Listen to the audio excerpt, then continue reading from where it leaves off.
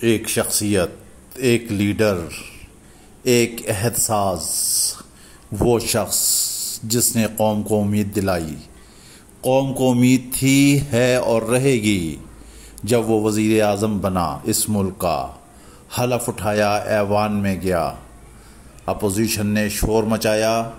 اس نے کہا کہ اللہ نے موقع دیا ہے، میں خدمت کروں گا، اس ملک کی، اس پاکستان کو آگے لے کر جاؤں گا، مدینہ جیسی ریاست بناؤں گا جہاں انصاف ہوگا، جہاں پر قانون کا بول بالا ہوگا۔ حکومت ملی تھی اس کو، لٹی پھٹی، خزانے خالی، قرضے عوام بھوکی۔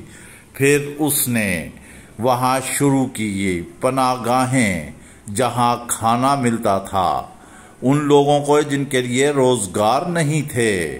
یہ معاملات آگے چلے، مزید آگے بڑھایا، احساس پروگرام چلا، وظائف دیے گئے، بلا سود قرضے دیے گئے، طالب علموں کو اسکالرشپس دی گئیں تاکہ وہ اعلیٰ تعلیم حاصل کر کے ملک کی خدمت کر سکیں۔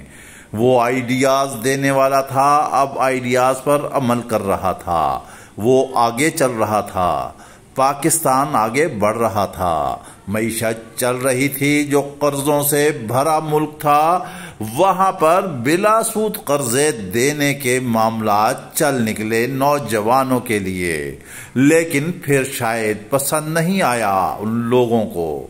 پھر وہ اس ملک کی بدنام زمانہ جیل، اٹک جیل معاملات چلے، وہاں پر قید کر دیا گیا، لیکن اس نے کہا میں ملک اور قوم کے لیے چاہے 1000 سال زندہ رہوں۔ اس نے ملک کا نام روشن کیا، ورلڈ کپ جیتا۔ پھر اس نے نمل یونیورسٹی بنائی تاکہ قوم تعلیم یافتہ ہو، قوم کو جگاتا رہا، جلسے کرتا رہا، ان کے حقوق و فرائض بتاتا رہا۔ قوم کو اس نے جگا دیا، نوجوان کی تربیت کر دی، انصاف کو بھی اس نے کہا کہ آزاد ہو۔ وہ پاکستان کا نام چاہتا تھا، مافیا سے جا لڑا، اور پھر زمینی ناخدا اس کے خلاف ہونا شروع ہو گئے۔ قید و بند میں رکھا کہ آواز کیوں اٹھائی، یہ گناہ تھا۔ عوام کو کیوں جگایا، یہ گناہ تھا۔ اسلام کا نام کیوں بلند کیا، یہ گناہ تھا۔ اقوام متحدہ میں اسلاموفوبیا کے حوالے سے کیوں بولا، یہ گناہ تھا۔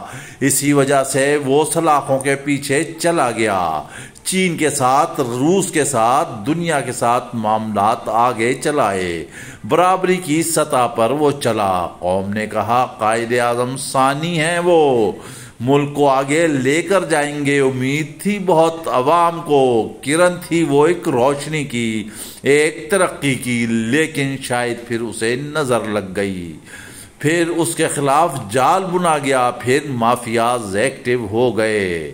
حکومت بنی پی ڈی ایم کی اور انہیں پھر پابندِ سلاسل کیا گیا، سارا کچھ کیا گیا، اور وہ پھر ابھی تک اٹک جیل میں ہیں، لیکن ابھی تک معاملات قابو میں نہیں ہیں۔